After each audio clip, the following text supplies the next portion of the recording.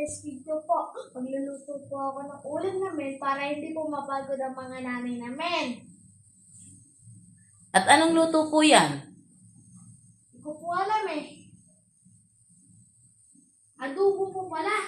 Adobo. Kompleto na po ba siya sa sahog? Opo.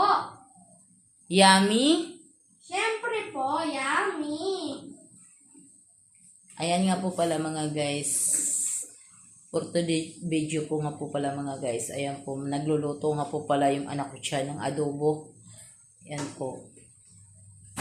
At may kasabihan Na masarap ang ulam namin. yummy, Yummy. happy, Happy.